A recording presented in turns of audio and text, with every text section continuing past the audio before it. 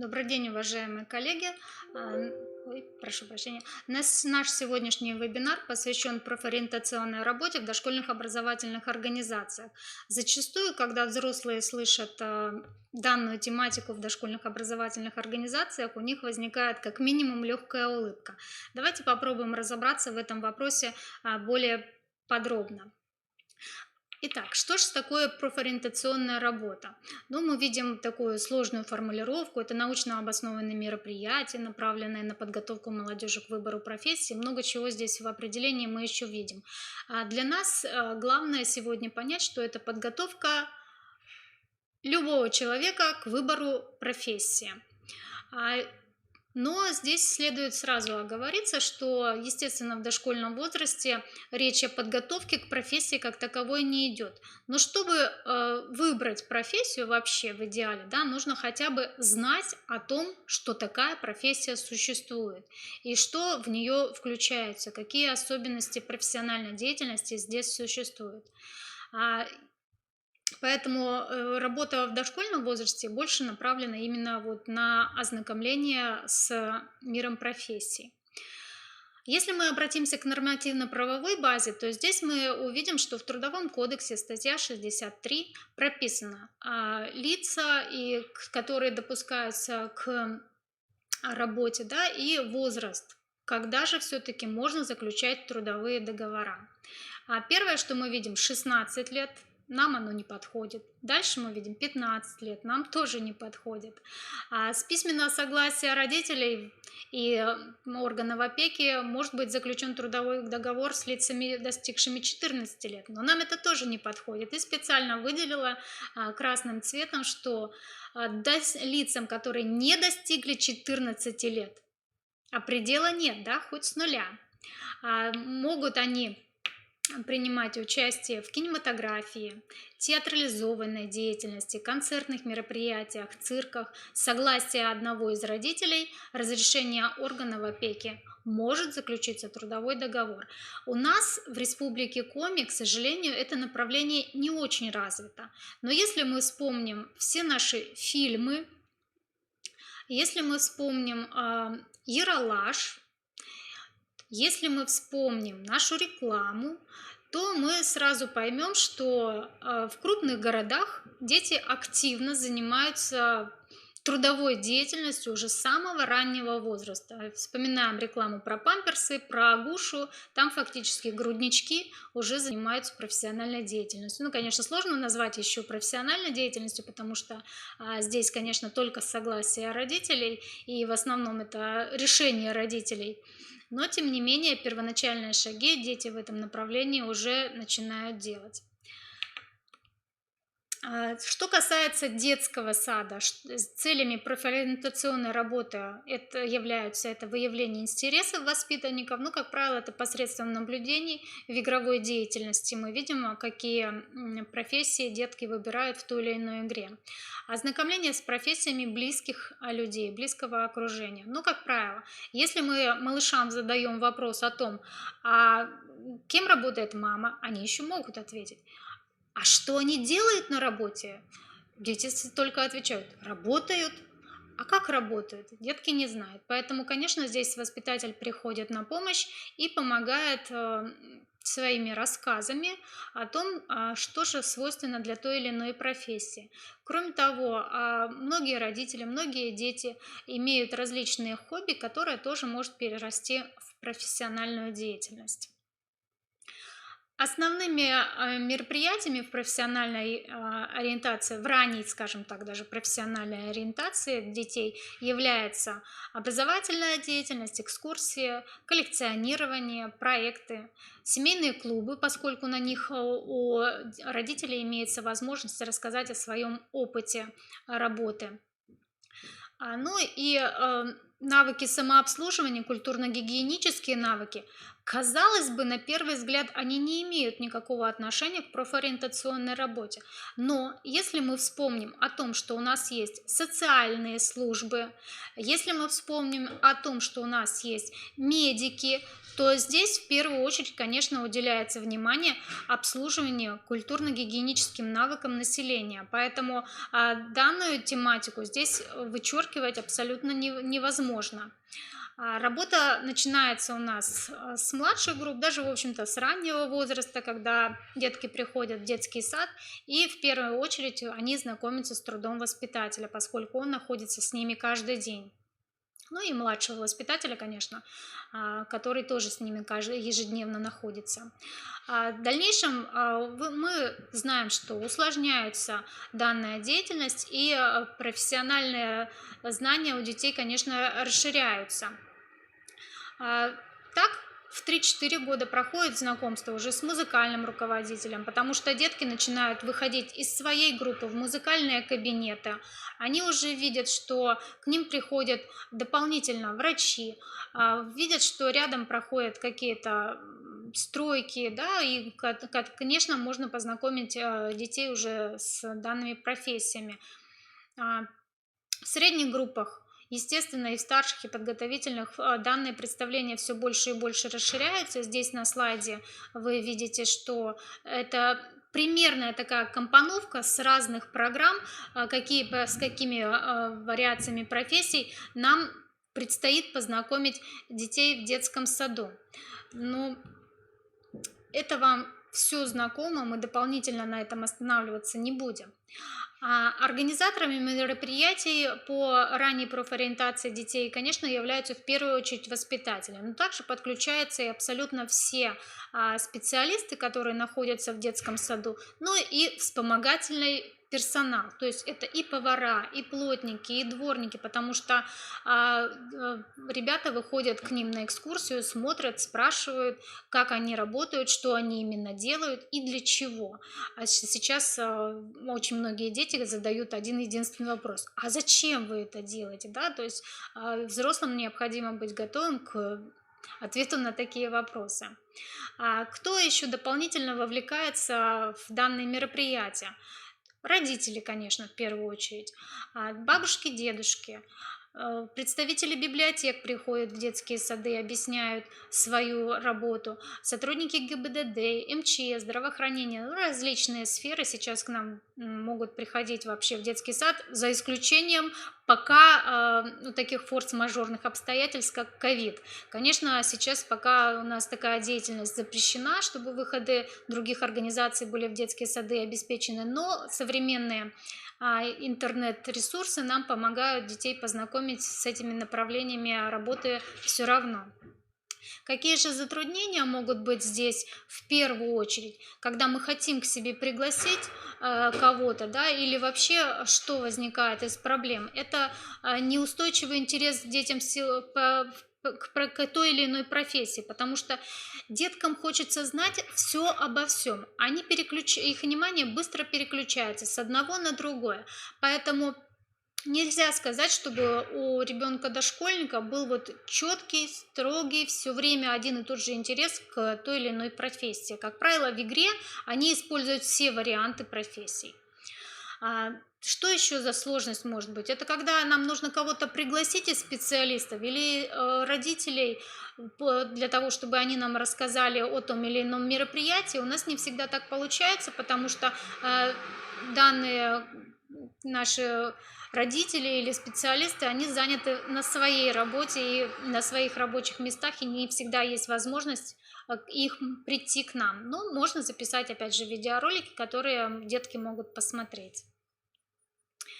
В современных нормативно-правовых документах это, как правило, нам в первую очередь, опять же, необходим федеральный государственный стандарт.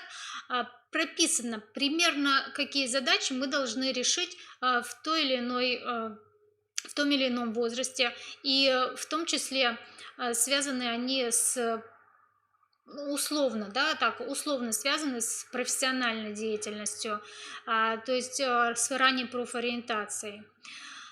Почему условно? Потому что, опять же, здесь идет только речь о том, чтобы ознакомить детей с теми или иными профессиями. Данные требования более широко прописаны в программах. То есть про наши программы, они более подробно раскрывают, с какими профессиями мы должны познакомить ребят в зависимости от возраста. И, как правило, данные особенности расписаны либо в познавательном развитии, либо в социально-коммуникативном развитии. Ну и плюс в некоторых моментах здесь мы можем увидеть, что знакомство с миром техники обозначено в некоторых программах. Опять же напоминаю, что программы все расположены в навигаторе образовательных программ, и мы сегодня с некоторыми из них немножко познакомимся. Почему же они чем-то отличаются от всех привычных нам программ и каким образом они помогают ранней профориентации. Допустим, программа «Детский сад. Дом радости». Это комплексная программа. В отличие от других привычных программ, здесь есть еще дополнительный подраздел «Введение в мир астрономии и техники». Он начинается со второй младшей группы и продолжается до фактически подготовительной группы. Здесь мы видим, что самое главное, что детей нужно познакомить с миром техники. Но в первую очередь с миром бытовых приборов, поскольку дети их видят абсолютно каждый день. И что еще нужно объяснить ребенку в соответствии с данной программой? Что должна быть созидательная, такая фраза, да, становление созидательной направленности. А это чаще всего мы видим, дети построили что-то и тут же разрушили. А созидательное, то есть нужно создавать что-то, совершенствовать, а такое, к сожалению, бывает не всегда, и нужно на это больше и больше обращать внимание. Программа эта имеет много методических пособий, и она уже много лет апробирована. К сожалению, у нас она в республике всего представлена в одном детском саду, это город Ухта. Но в каждой возрастной группе имеется полный свой комплект методических пособий, и там подробно расписывается, каким образом необходимо данные качества у детей формировать. Следующая программа вдохновения. Здесь есть свой раздел дополнительный, которого нет в других программах. Помимо всего того, что мы уже с вами видели изначально, да, это окружающий мир, естествознание, экология и техника. То есть программы обновляются постоянно и вводятся какие-то дополнительные разделы, которых не было раньше в привычных наших программах. Здесь точно так же дети знакомятся с техникой через повседневную деятельность. Вспоминаем, что в современном мире вся наша жизнь наполнена техникой. Дома есть компьютеры, дома есть мобильные телефоны, да и у многих на работе есть мобильные телефоны, поэтому деткам, естественно, более привычно, что такие аксессуары есть, и ими необходимо пользоваться. И они, конечно же, видя новую технику, обязательно хотят ею как-то попользоваться. Но чтобы это было правильно, чтобы это было в соответствии с возрастом, чтобы это было с учетом временных рамок, которые возможны для ребенка, мы, конечно, используем только в ограниченном режиме данные моменты. Также необходимо, что в данной программе, это умение обращаться с различными инструментами. Поэтому данная программа позволяет деткам совместно с воспитателями пользоваться такими инструментами, допустим, как молоток. Не такой игрушечный, как мы привыкли, да, а самый что ни на есть настоящий. Поэтому, конечно, здесь речь сразу идет и о технике безопасности, и бережном отношении к различным приборам. Ну и здесь даются первоначальные навыки физических таких качеств, как о действующих силах, допустим, почему качели, да, они качаются синхронно, если их просто один раз качнуть, почему мы скатываемся с горки, почему рычагом можно что-либо сделать. Ну и понимание, какие угрозы могут быть, если не соблюдать технику безопасности. Программа открытия. Здесь предполагается создание различных центров, но эти центры у нас, они привычные во всех детских садах, здесь ничего такого удивительного для нас нет. Здесь хочется отметить центр кулинарии. Вы видите основную характеристику данного центра, но здесь, наверное, на этот центр хорош абсолютно для всех детей, и активных, и неактивных, и гиперактивных, да, любых. Почему? Потому что когда речь идет о процессе питания, в любой вариации, здесь базируется на основных потребностях человека. И потребность в пище, да, она, в общем-то, базовая, основная.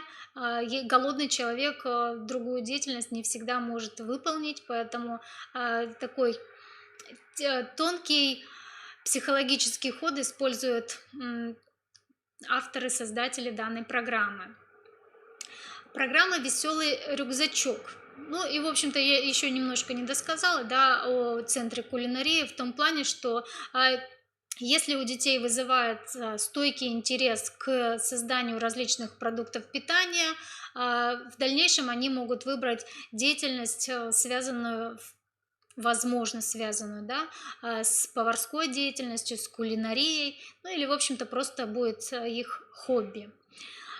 То, что касается следующей программы, это «Веселый рюкзачок», мы видим, что эта программа парциальная, раз она предназначена для детей только старшего дошкольного возраста.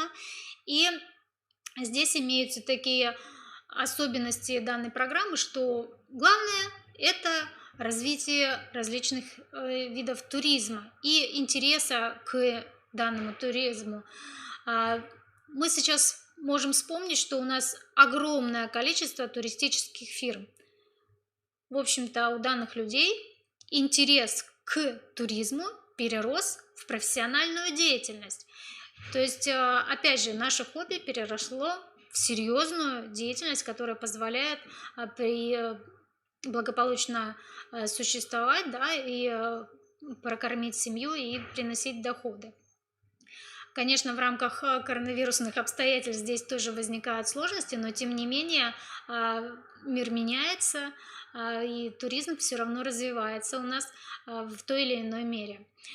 Что необходимо здесь еще знать по данной программе, что кроме того, что детей обучают ориентироваться в знакомой и незнакомой ситуации, пользоваться различными схемами, планами, которые достаточно иногда сложно даются некоторым деткам, пользоваться различными знаками, пользоваться компасом, умение подготовиться к выходу в различную местность, знание правил безопасности, ну и обратите внимание, что оказание правил первой помощи, что, в общем-то, не всегда бывает, что иногда даже и взрослые люди боятся, да, если вдруг что-то, не дай бог, произошло, а тут, начиная со старшего возраста, детей обучают правилам оказания первой помощи.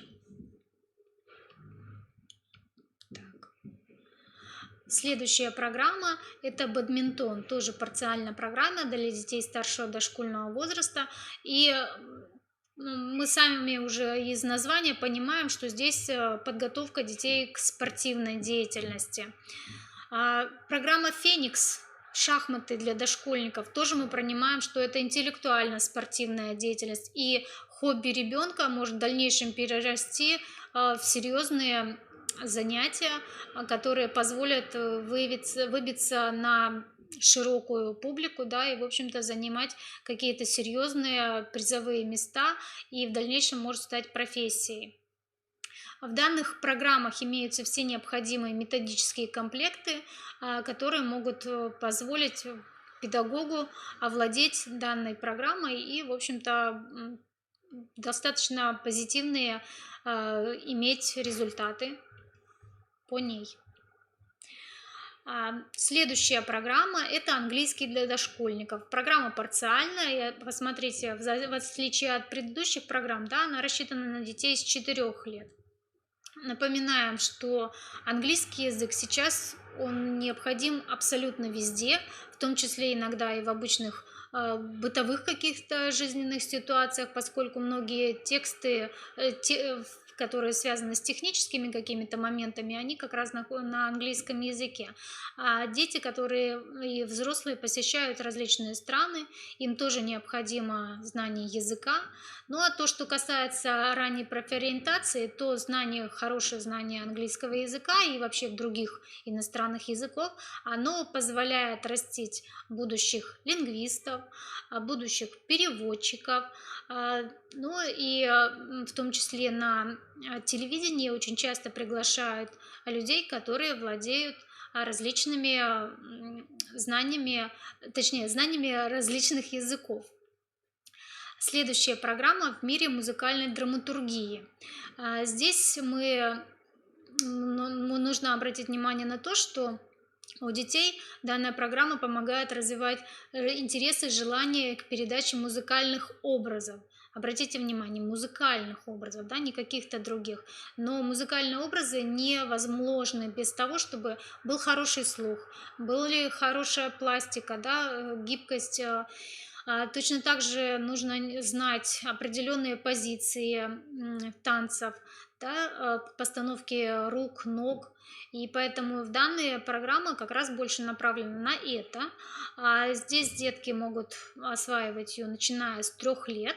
Поэтому мы можем сказать о том, что данная программа помогает ранней профориентации в области танцевальных движений, поскольку передача танца невозможна без развития эмоциональной сферы, то значит данная программа подойдет также станет предпосылкой для развития эмоциональных навыков, различных, да, умений использовать мимику в той или иной обстановке, а значит, это пригодится детям, если вдруг вы или ваши воспитанники вместе с родителями, они решат пойти на кастинг и выиграть конкурс такой, чтобы в дальнейшем участвовать либо в рекламе, либо в кино, либо в цирковой какой-то деятельности, да, различных постановках.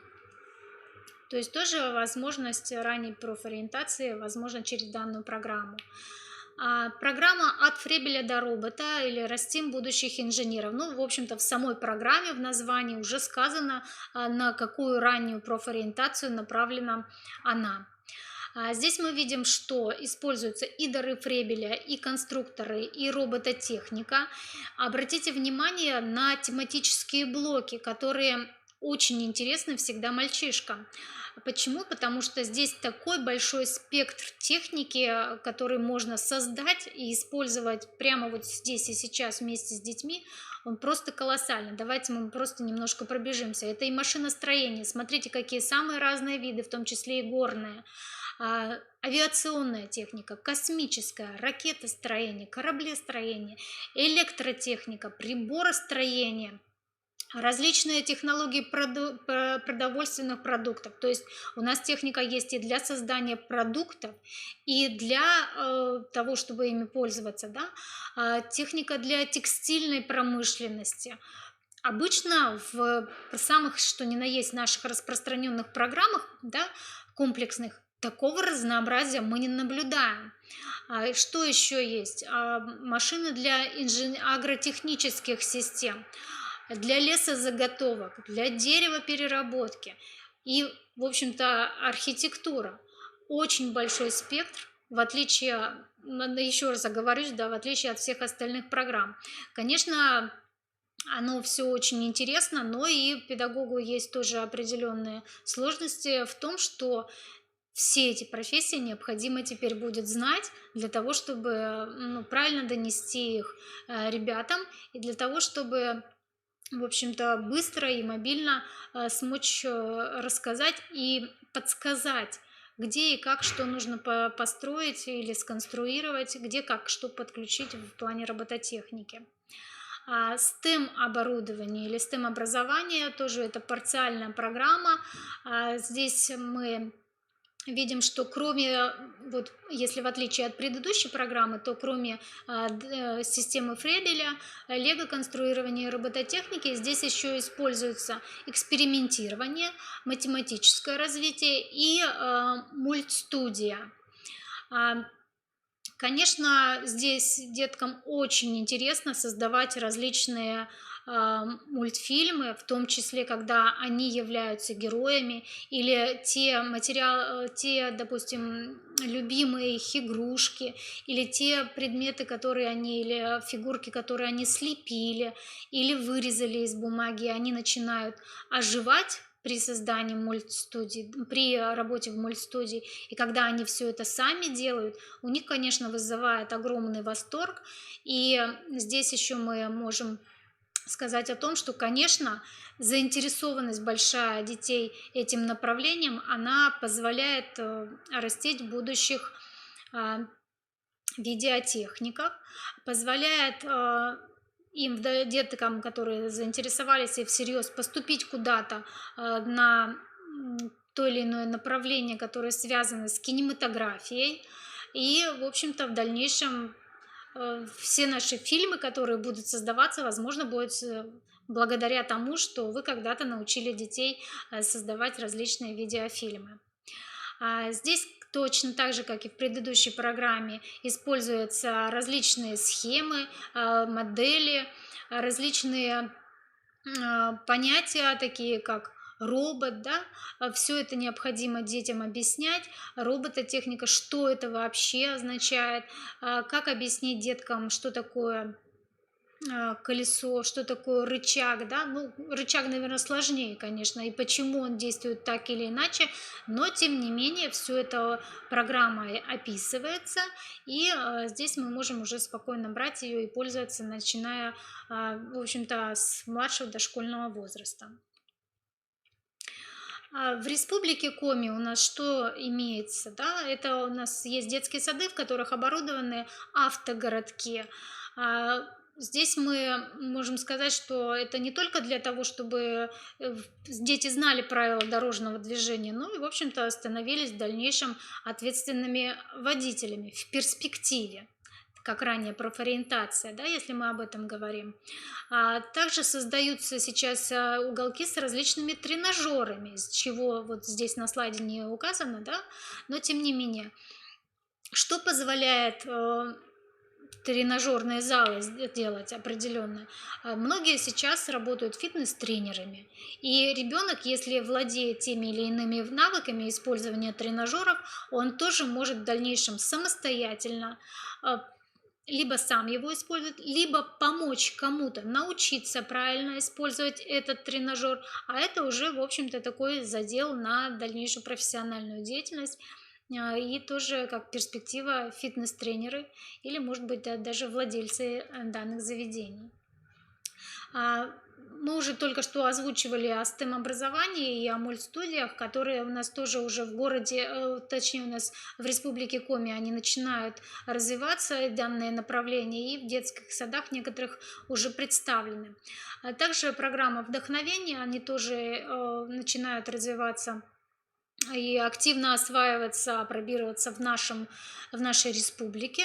Некоторые детские сады здесь представлены. Кроме того, хочется отметить, что в наших дошкольных образовательных организациях активно начинают функционировать различные кружки. Особенно если детские сады автономные, то они имеют возможность в том числе не только своими силами создавать эти кружки, но и привлекать к себе различных партнеров, которые могут помочь им обеспечить то или иное направление. Понятно, что запрос идет всегда от родителей на тот или иной кружок, но тем не менее давайте в двух словах посмотрим, да, на какие направления сейчас у нас востребованы в Республике Коми. И, наверное, вы отметите тоже, что такие варианты дополнительного образования, они способствуют раннему профразвитию ребенка, и в дальнейшем, если вызывает интерес стойкий, то ребенок идет в центр дополнительного образования, где уже, в общем-то, целенаправленно занимается именно этим направлением, да, и дети получают в дальнейшем и образование в той или иной сфере. У нас в республике функционируют художественные центры, ну и они есть, точнее кружки художественные, танцевальные, музыкальные, они фактически есть почти в каждом детском саду. Школы мяча. Ну, как правило, здесь по занятиям баскетболом, у некоторых, за редким исключением, волейболом, но, как правило, очень легко выбиваются руки при волейболе, поэтому практически не используется. Чаще всего баскетбол, школа баскетбольного мяча идет. Юный инженер, программа у нас идет, тоже связана, как правило, с робототехникой. Если это направление идет не в рамках обычной деятельности, да, образовательной, а если она вынесена за рамки. Баскетбол. Также активно включаются сейчас такие кружки, как шахматы, тэквондо, художественная гимнастика, а, английский язык тоже больше пользуется большим спросом, по крайней мере в городе в Сыктывкаре. Плавание, если детские сады имеют, конечно, условия для плавания, то есть хотя бы бассейн какой-нибудь небольшой, да, но тем не менее такие условия есть в некоторых у нас детских садах республики. А, Театральные кружки активно у нас по всему городу и по республике распространены. Робототехника. То есть, посмотрите, достаточно такой широкий спектр а, данных, а, точнее, широкий спектр кружков сейчас имеется в настоящее время, которые позволяют детям, в общем-то, не только изучить детально ту или иную особенности той или иной профессии, да, потому что дети начинают понимать, что а, это не просто танцевальный кружок, это не просто потанцевала, как ты хотела. Это нужно определенным образом поставить ножки, это определенным образом нужно двигать руками, это нужно координировать движения рук и ног. Это нужно иметь хорошее равновесие, что не всем деткам хорошо дается. Да? Нужно уметь улыбаться на публику, хотя иногда тебе бывает несколько больно и непривычно, и, может быть, тяжело, ты физически устал. Дети начинают преодолевать трудности в том или ином направлении. И, конечно, они понимают, что это достаточно тяжелый труд, с которым необходимо смириться, если ты хочешь в дальнейшем где-то выступать на сцене уже профессионально. То же самое можно сказать и о других видах, да, допустим, профессиональной деятельности, это, допустим, художественная гимнастика.